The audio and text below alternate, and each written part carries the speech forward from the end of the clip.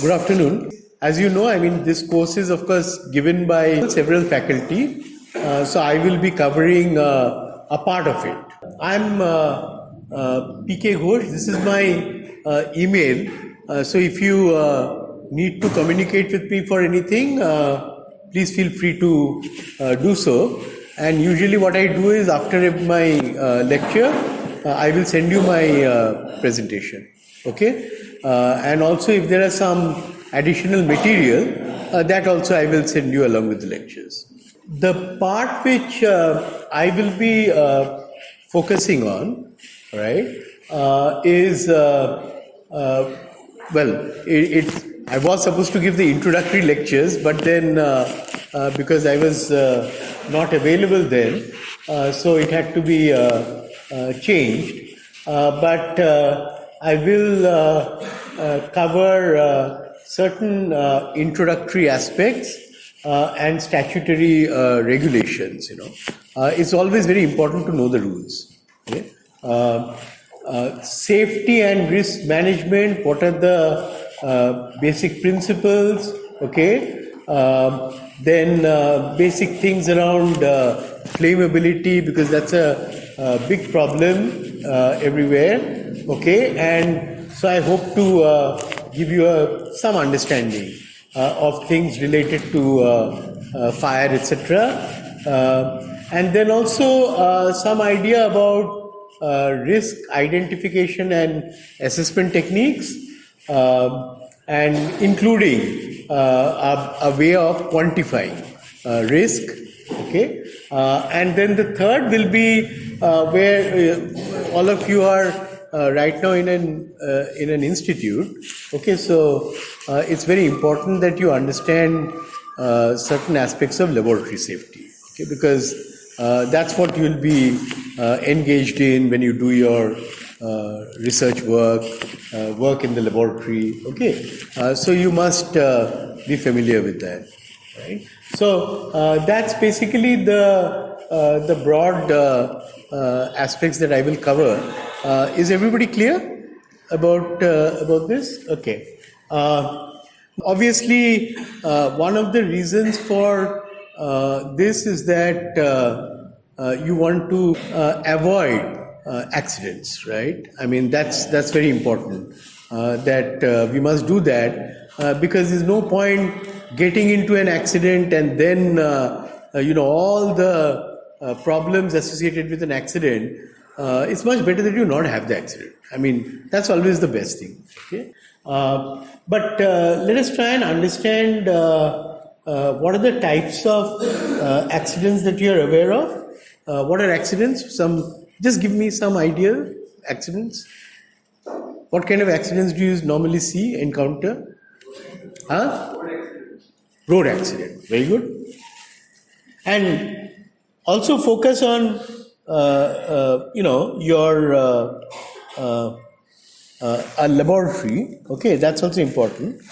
Okay, so road accidents. Very good. What else? Fire.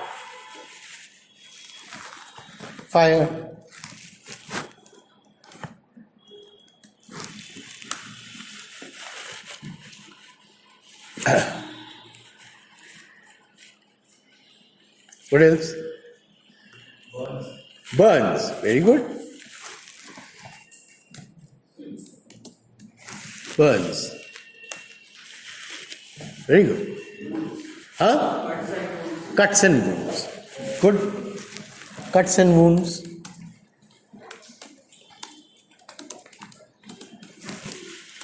What else?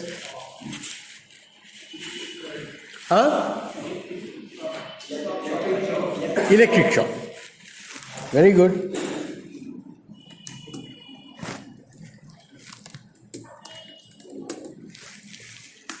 Actually, you need an electric shock to start giving answers. And once it comes, then you get it fast. Initially, you'll be a bit sluggish, and then okay. What else? Explosion. Very good.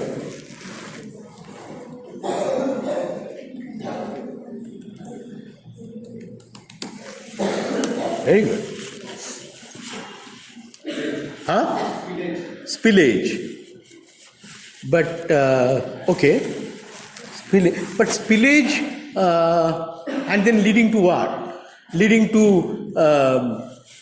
yeah, it falling on you or something. That's what you mean.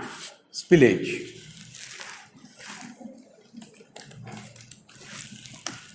Great. What else? Huh? Nuclear. Very good. Nuclear. Nuclear what? Radiation. Very good. What else? Huh? Natural? Very good. Natural calamity. Excellent. What else?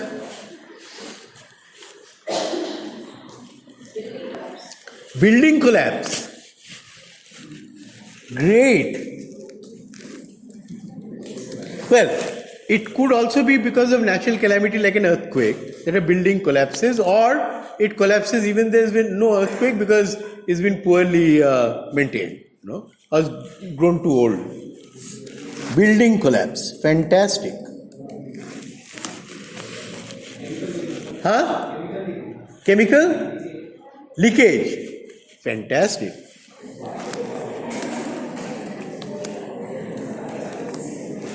Of course, when you are saying spillage, spillage is also a type of leakage.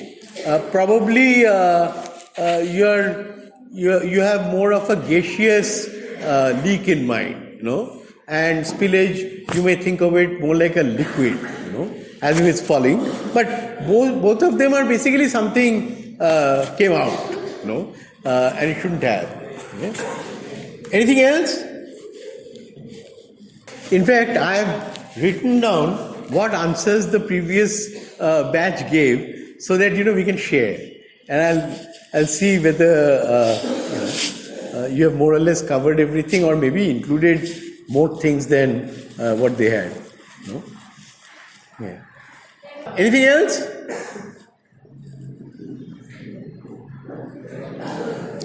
So we'll see if they covered some things which you didn't cover. So let's see.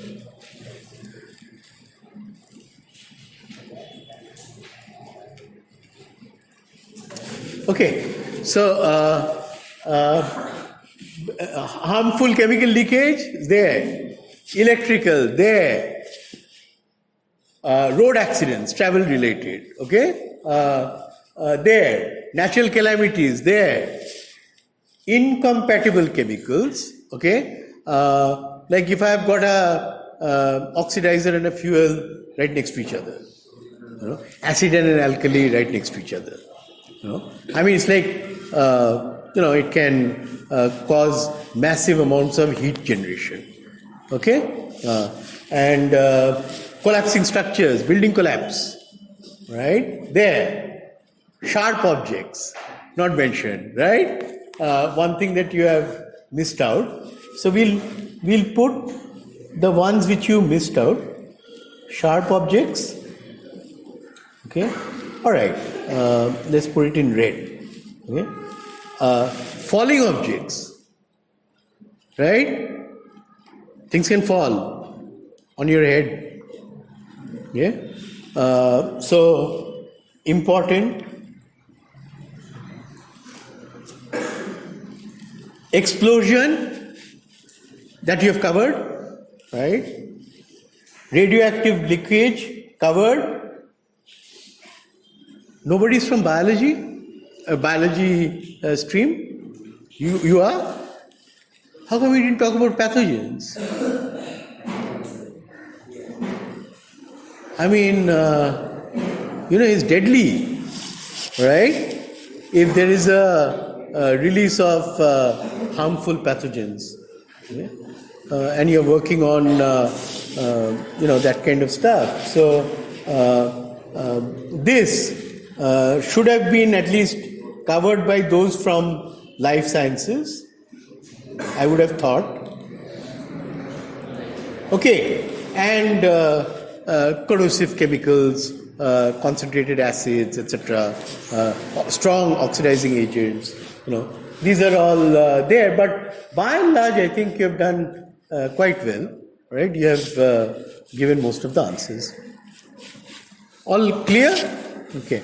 So, it's also very important that we have a more holistic understanding of safety, because otherwise you'll have a very one-dimensional view of what is safety, and frankly, although we are going to talk more about chemical-related safety and in the laboratory, but then you're the same person going around in other places, and you should know where else you are subjected to unsafe situations. Okay. In fact, when we say fire, there is, of course, two kinds of fire. One is suddenly something catches fire and you're trying to run away from it, right? That's one. But many times I've found people unknowingly are right next to a fire and their clothes catch fire. Okay? And, it wasn't as if there was a sudden fire. It's just that their clothes caught fire. And they didn't realize. And only later on they found out. Okay. So, look at all these aspects. Now, let me also tell you, I was trying to see, many times one is that you can get a viewpoint of a scientist or engineer on what is safety. But I thought, let me also find out a lawyer's perspective of safety. Why lawyer? Because these are the people who go and if there is a fire or accident, then they file lawsuits, etc. A lot of money involved, in the process. And in fact, it was titled 4 Main Causes of Accidents That Occurred in a Chemical Plant. I thought it was relevant, but I also felt that they neglected very basic things, and I don't know whether it is because they were just trying to protect some people, what is the reason, okay? And so first is they wrote improper maintenance, okay? And that's true. I mean, like the building collapse is due to improper maintenance, or that you should have demolished the building if you knew that it's going to collapse. Okay, but if it's not done, human error. Okay, human error, of course. I mean, that's a very important reason for accidents, including the greatest accident that has happened ever in the chemical industry, which is which one? The greatest accident? Bhopal. Okay, and we'll go through the Bhopal accident in more detail later on. Okay. Manufacturing defects, yes, it can happen. Something is supposed to perform in a certain way and it doesn't. Like your safety valve is supposed to give way and it doesn't, and the pressure keeps building up, and then when it does, at that point the pressure is much higher than what you had bargained for, and so that would be a manufacturing defect. Improper training in some ways is also related to human error, but error is I knew something but I still made a mistake. Okay, that's error. But improper training is, or I wasn't trained. Nobody told me actually what to do. You know, I've just kind of made my own rules and picked up things. You know, but really no formal training. And it said whenever personnel is not adequately or properly trained, okay, the laboratory I have inserted, okay, chemical plant and refinery accidents are more likely to occur. Same holds true for a laboratory where you are going to be working. Okay, so employees should be properly taught on how to operate the equipment in the way it was designed to be used. They should also learn to employ safety procedures when they are operating a piece of equipment. Also, employees should be well versed in what to do if something goes wrong so that they can fix it before it goes out of control. Now, one thing is interesting. I mean, if you look at all the types of accidents that we have covered, you know, these guys take a very narrow view of accidents, you know. So, you know, I mean, obviously the many dimensions of safety is not really looked at even by these lawyers and all, and such a stunted view, you know, of what it. And one of the most important, okay, which is conveniently swept under the rug, is callous management counting their pennies. You know, I put, okay, you tell them to put some safety device, they'll say, "Arey, बहुत पैसे लगेगा." Okay, and नहीं चल जाएगा, कुछ हुआ नहीं अभी तक, you know. And there are all these kinds of people who are ignorant, not ignorant, they know, you know, they're just taking a calculated risk. They basically think that nothing will happen. Okay, it's just a calculated risk. So, putting other people's lives at risk, you know, and counting their pennies. Okay, agree? Okay. So, you know, it's nice to know this. Now, in fact, this is a very interesting thing, and I thought I'll put it right after that slide. Look at the title. British Petroleum to pay $18.7 billion for Gulf of Mexico oil spill. All right? Remember that 1 billion is equal to roughly 7,200 crore. Okay? Multiply that by 19. You know the money, right? That we're talking about. Right? That is the penalty they had to pay, okay, for the oil spillage in the Gulf of Mexico. Okay, where and also when we are talking about safety, I can take a very narrow view and only talk about my safety, human safety. What about the safety of all the fish and the marine life, etc. in that thing? What happened then? All of them got swept away and died. Who is responsible for that? Somebody must pay, right? And polluting the waters, which took God knows how long to fix, you know. And of course, I mean that many people also died, okay, and you know, it was a very serious fire. And what happened actually, Deepwater Horizon rig, leased by BP and positioned less than 50 miles southeast of the tip of Louisiana, exploded and caught fire on April 20, 2010, killing 11 workers, and then sank.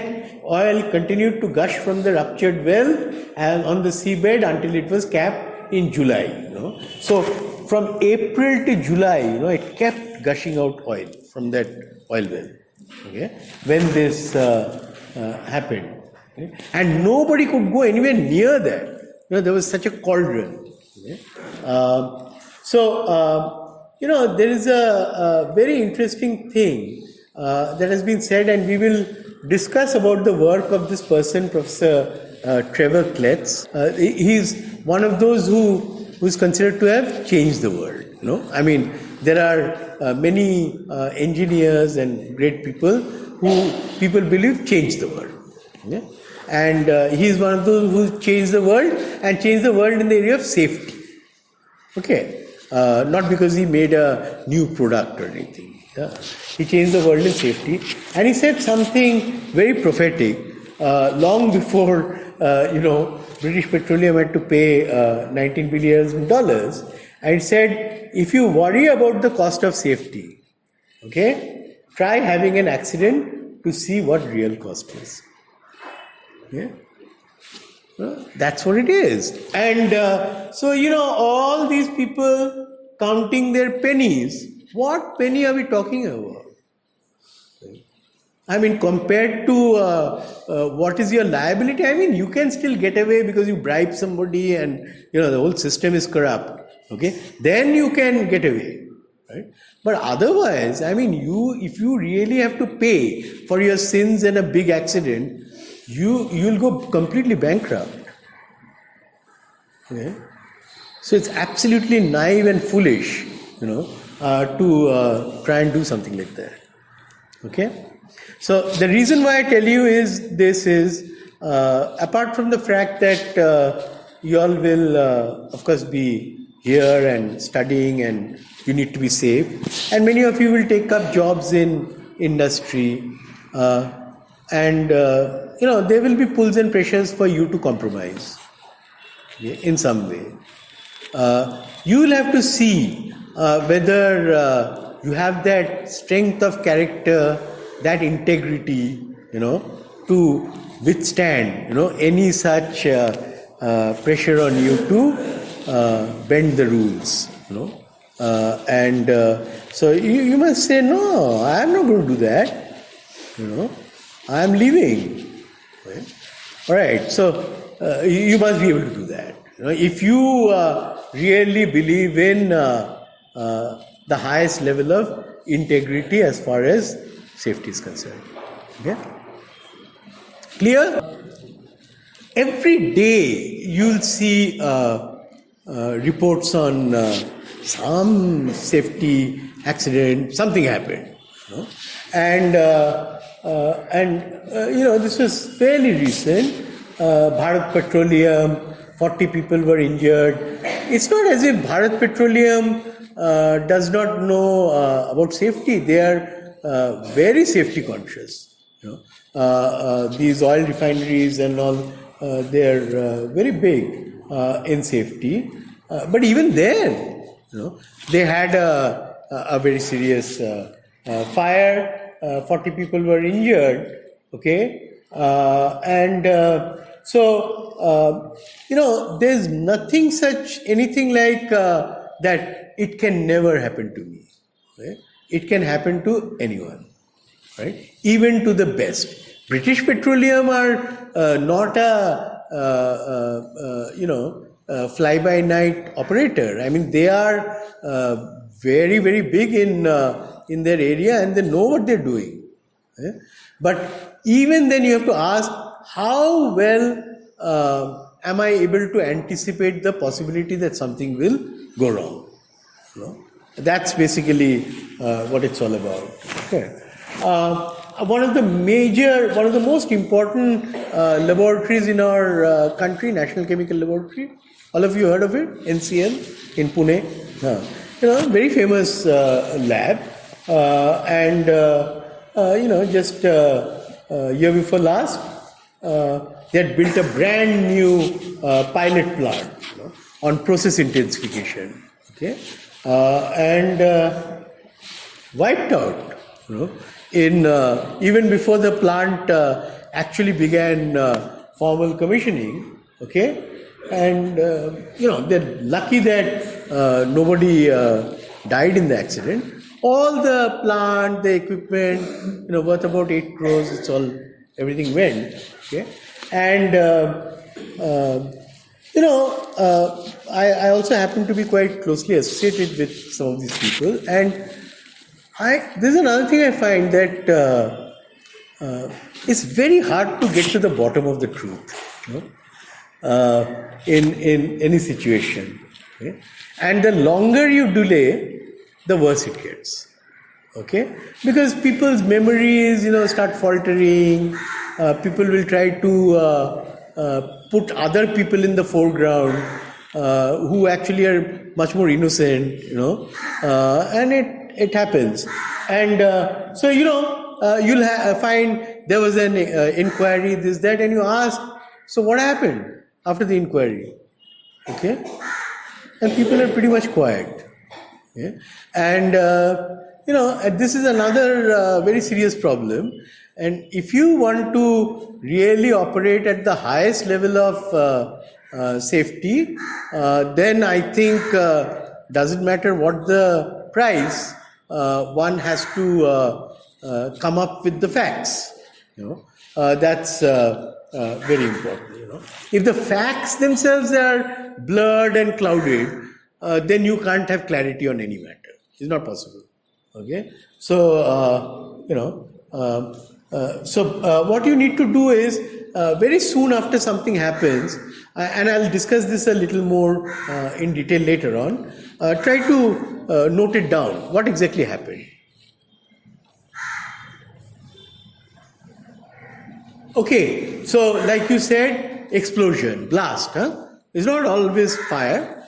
So you look at this Dombivli factory, just massive blast. There was a huge explosion in this factory. 12 people died, and one of the boilers, NTPC boilers in Uttar Pradesh, Unchar, 2000, just 2 years back. 2017, I mean that entire boiler, okay, gave way, and some 43 people died almost instantly. And in this particular case, of course, what these people have said, manufacturing defects, is probably an important reason. So you might want to relate back to these, that what caused which accident. Okay? Clear? Okay? So I showed you National Chemical Laboratory. I mean, very prestigious lab which had a problem. Look at the Indian Institute of Science. When last year they had, or 2018, it's about a year back, and they were doing a deadly experiment. Nobody, would you ever put hydrogen gas and oxygen gas together in a cylinder? Would you ever do that? Okay. But it is done, right? For what is known as, some, shock wave. I mean, what happens? I mean, if the two are together and if you light a match, I mean, you're going to have massive generation of heat instantly, right? So that is what creates a shock wave.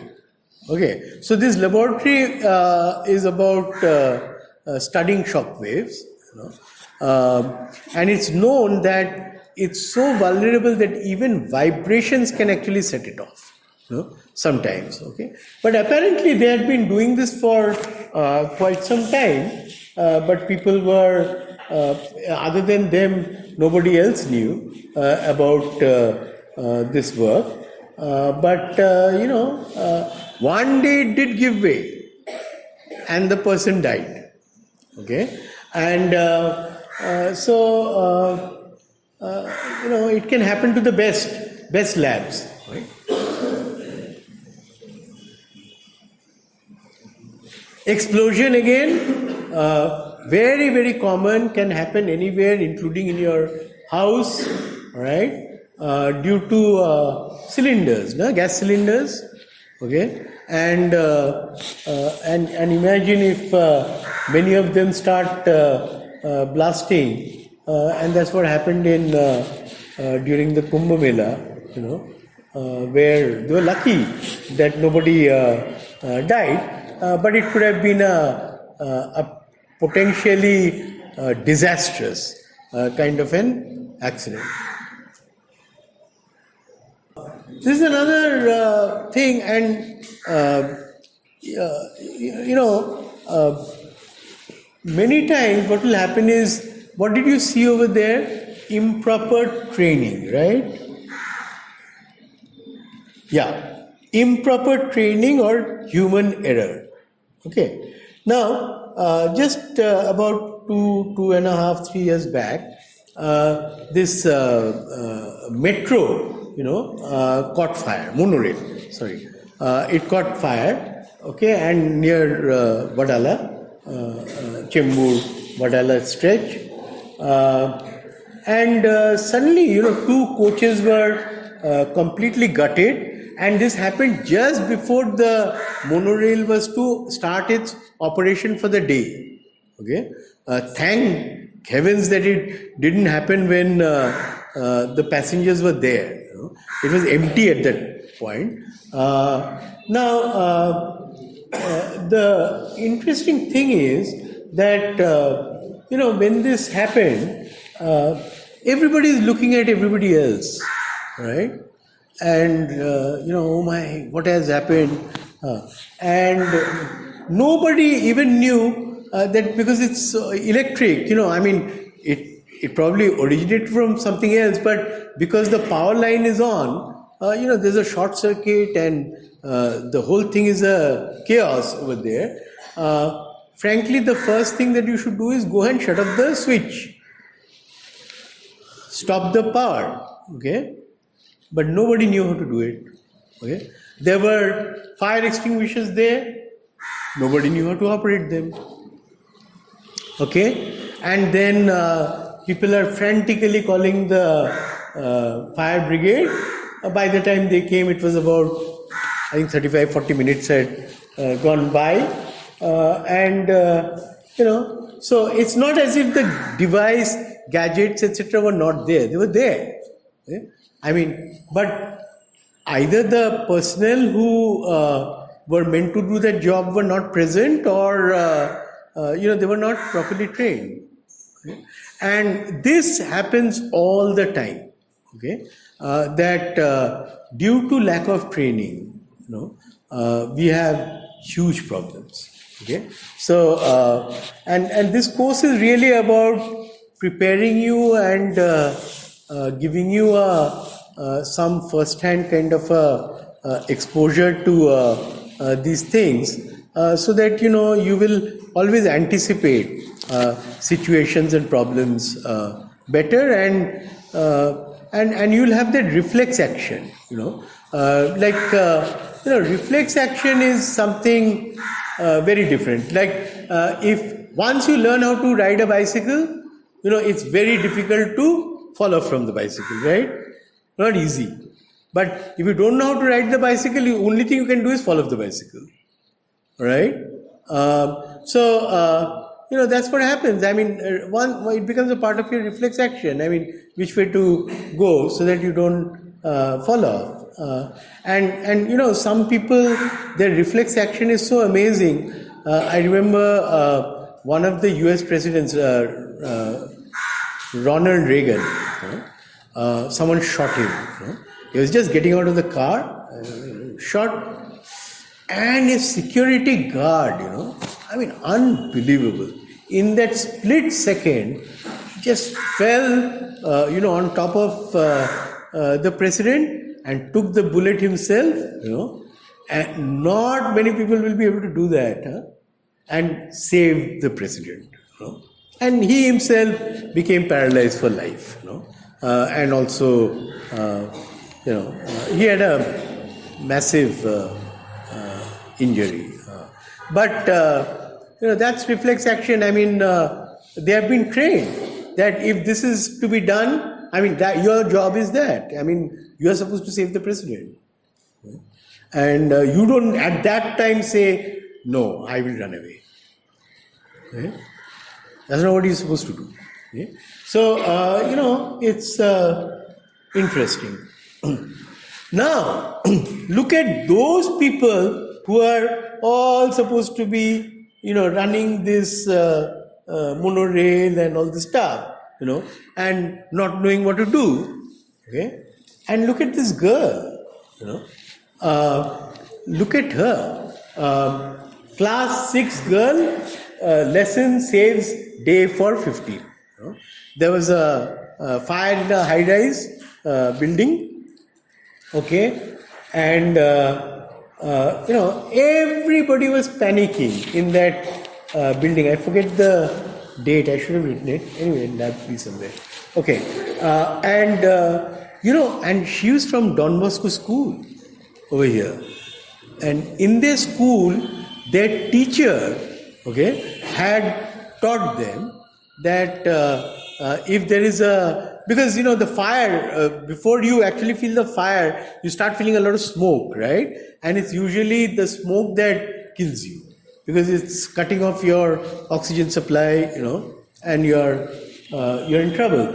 And this girl, she had our teacher had taught them that if there is a smoke and all, you just make your handkerchief wet and you put it, over your face, and then she when this happened in her building and everybody was panicking, she told everybody, go and wet your handkerchief and just put it around your face, and that way you can survive for about 15 minutes, till the fire brigade comes and puts it off. And she actually saved the lives of many people. Okay? And presence of mind, she didn't panic. And second, training. Their teacher was so smart, she gave them this very useful training. Okay, many times we are trained in so many things, but nobody gives us practical training. Okay, all that training is actually not of much use, but look at her teacher, did a great job of training the students, in basic things. In fact, let me tell you, very, very recently, all of you are aware of the coronavirus, and I'll just mention a bit about it. And it so happened that I was in China about 3 months back, and some of the people I came to know there, and this time when it happened, and I was in contact, and one of them, she wrote to me and said, now there are no face masks here, and it's the massive shortage of face masks, and we just don't know what to do. And she asked me that, can you help us? That's about a week back. Can you help us? And then I was thinking of a lot of things. I managed to get some porous membrane like material. I thought I'll give it to the textiles department to see if they can make some masks and things like that out of it. Okay. But then I also thought, let me find out what does a mask do actually, and is a mask really that useful? Okay, and then when I read the expert opinion, of really eminent virologists and people, and what they said is that this mask cannot prevent virus from going through. I mean, the pores of that mask, are much bigger than the size of a virus, and there's no way that it can prevent the virus from going through. So they said that, it's more like unless you have a proper, those are very specialized suits and all, they said that's not what it does. And then I understood that actually what it does is that most of it, when you cough, you sneeze, it's the the liquid droplets, that is what actually has a lot of these virus, and that can get into your nose and mouth and stuff like that, And then I thought liquid droplets can be prevented by even putting a handkerchief, around your face. And I said, if you don't have a mask, at least go and tie a handkerchief around your mouth, and nose. And then she said, great, I'll do that, till we get hold of the mask. I mean, so it's not, it's just a makeshift kind of a solution. Okay, and then you have to also give. So I gave the entire article, which I had read, and just so that she's convinced that it is being written by a leading person. Okay, but this is very inspiring, and frankly, this course on safety should really be about this kind of a thing. Did you learn something, right, which is useful? Okay, could you use it when it was required? Right? If the answer is no, you're wasting your time. Okay? So is that clear? Any questions up till now? All clear?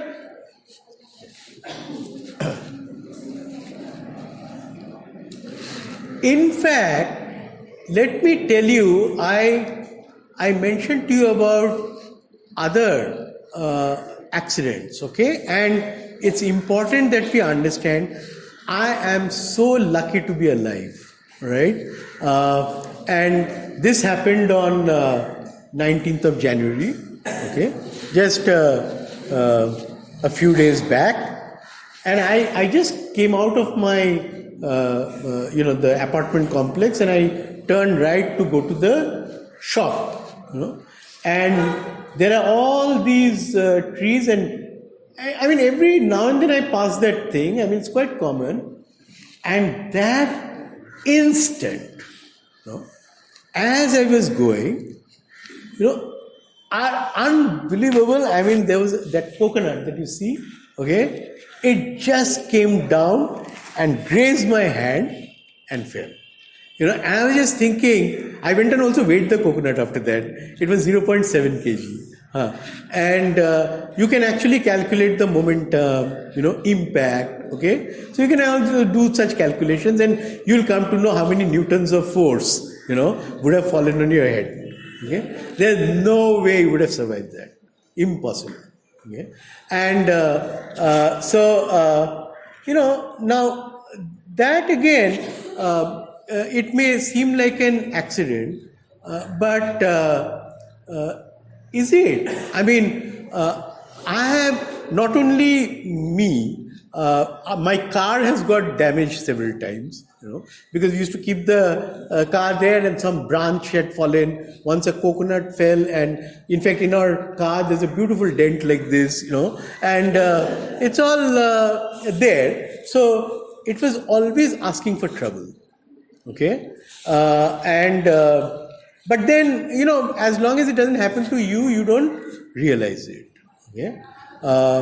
Now, after this thing happened, I wanted to tell those people, and in fact, they're jutting out from the houses of people, okay? So they have enclosed the space. There was originally, some plantations there and all.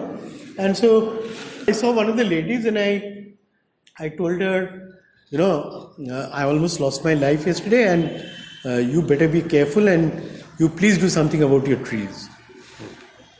And she told me, नहीं, नारियल कभी किसी का सिर में गिर नहीं सकता है, okay? And and I said, no, that's basically what it is, okay? Now, so you have to, and I have seen this same kind of attitude in many researchers, okay? You go and say, hey, this thing is very risky, huh? You better be careful. You say, kya? Why risk? कुछ नहीं होने वाला है. And so categorically they'll tell you that. Okay, and it's a mindset. Okay? In fact, the trees are still there, and I'm just seeing how to get them chopped off, so that no one else has a problem. So look at, so what did we say? The one that you all missed, the microbes, right? It's hard to imagine that it's just a couple of weeks now, and already the death toll has exceeded the death toll during the SARS epidemic in 2002-3, and today it's exceeded. It's just unbelievable that so many people have died, and many more will die. Okay, because every day the number is going up by between 60 to 90. Okay, now it's important. This of course is an outbreak, whatever may be the reason why it's happened, but something like this can happen in a laboratory. There are many laboratories working on pathogens. Research. And I'm sure there are laboratories which were even working on the coronavirus. And, imagine if there is an accidental spillage or leakage. Okay? What devastation it can cause. Can you imagine that China, the second most powerful economy, its GDP, has dropped by over 1%, okay, because of this. I mean, I don't know how long it will take them to again revive from this. And it's important that you know, and this is again another cause of accident. Okay, in this particular case, it seems to be a natural cause. Some animals, wild animals, which were carriers and things like that. But it could have happened due to leakage from some facility. You can see 722 deaths. Today's news, February 8, 2020. Okay, now I must tell you that things have though come a long way in safety. Okay, if you think that nothing has happened in safety, it's not true. Okay, society by and large has become much more safety conscious than what they used to be. It's just that our population also has grown so much, and there's also such disparity of knowledge. But even if, let's say, 90% of the people act safely, or 95%, even 5% acting unsafely is such a large number that that's what happens in a road accident. I mean, those motorcycles are going zigzagging along, I mean, creating problems for themselves and creating problems for others. And you see the kind of reckless driving, okay? And it's not as if, and we're talking about 21st century, right? But not so long ago, this would be how much? About 100 years back, okay, roughly, right? Not even 100, maybe 90 years back. You can see, right, it was quite common to have your cigarette while working up your reaction. And today you cannot imagine something like this. But it was quite common, okay, many years back.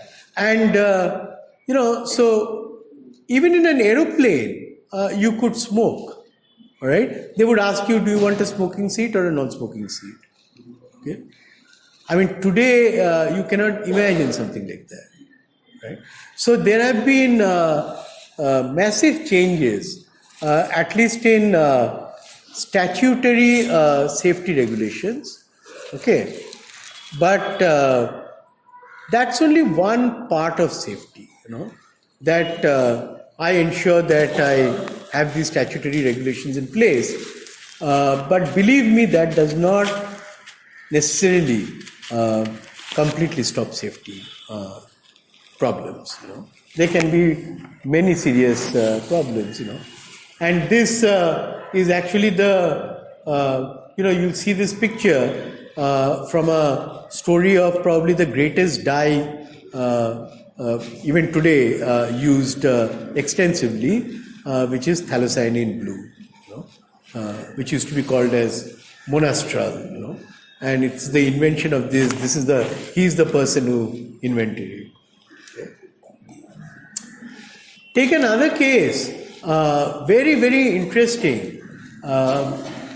This is the picture of the first self-sustaining nuclear chain reaction, okay, which was known as the Chicago pile, okay, and by Enrico Fermi, and these were the people who did that, and it's unthinkable today that a nuclear reaction is going on and that anyone would be anywhere close to, okay, that reactor, right? And in fact, if you hear the story of some of these people who were involved in that experiment, they were sitting on top of that reactor and controlling some of the controlling rods, etc., from there, okay, and obviously taking huge risks. Of course, situations were different. I mean, you had to take a huge risk because those systems were not in place, which you have today, where you can control things from miles away, and also I think that what devastation it can cause was known, of course, but probably not so well known. It was even before the detonation of the first atom bomb. Okay, so obviously this is what then led to the atom bomb. And third, lives were precious, but not that precious. Okay, I mean, so people thought that if in trying to do a great piece of work, if some people die, they die. Okay? Today, nobody will accept that. Okay? And let me tell you, it's a very interesting book, by a professor from the University of Pennsylvania, A History of the International Chemical Industry. And of course, nobody will agree with him today, even if he is right. And the reason is because it would be politically suicidal and incorrect, to agree with something like that. But his assertion is that overemphasis on safety has completely destroyed the innovation culture. Okay, so it's a point of view. I mean, if you were to look at it, maybe there is an element of truth in that. One cannot deny that.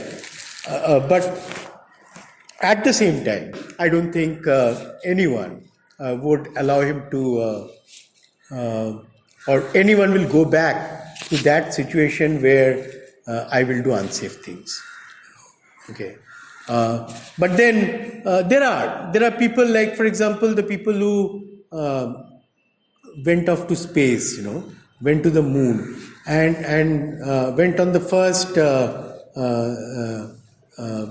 shuttle, and the tension that will it go off smoothly or will the whole thing blow up, and with all those astronauts, and but they are risking their lives, okay, and that happens. I mean, even today, okay, but the numbers will be few and far between. Is that all clear? All clear? Okay.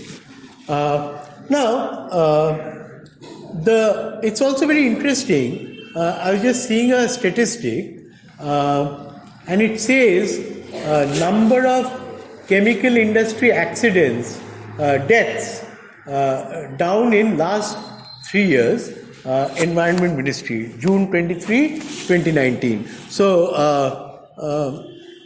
apparently there has been a improvement in safety records, so I'm not very sure about it. Okay, and there's something very troubling about this statistic. It says that the number of deaths has gone down by 41%, but the number of injured people has gone up by a large number. Just didn't make sense, because there is what is known as a safety pyramid, and for every one fatality, okay, someone dies actually, what you have is about 300 recorded injuries, okay, 3,000 near misses. Near misses means something bad could have happened, but you just avoided it, okay, and 300,000 at-risk behaviors, okay. That means there was a risk. It's just that it was not pointed out. Okay, and and this pyramid is quite well recognized. So I'm not very sure how such a distortion in this pyramid has taken place, where deaths have gone down, but injuries have gone up, a lot. Something is peculiar. In other words, why also these things are, I'm telling you, is, you all are all very intelligent people, you're very bright, you've got into ICT, but you must be able to look at any information, okay, in a critical manner. Okay. And the more you are able to do that, okay, and you're able to question data, okay, the more you are likely to be erring on the side of safety. Okay. And if everything, I take it as gospel truth and this, then I will be in a make-believe world. Okay. So which is not what we want to do. Is it clear? You understood this statistics and how it looks at variance, and it's good. I mean, I would love to go and talk to the person who prepared this. I said, are you aware of this triangle, and why? Did you ever try to find out, why there's such a distortion from this pyramid? Would be interesting to know.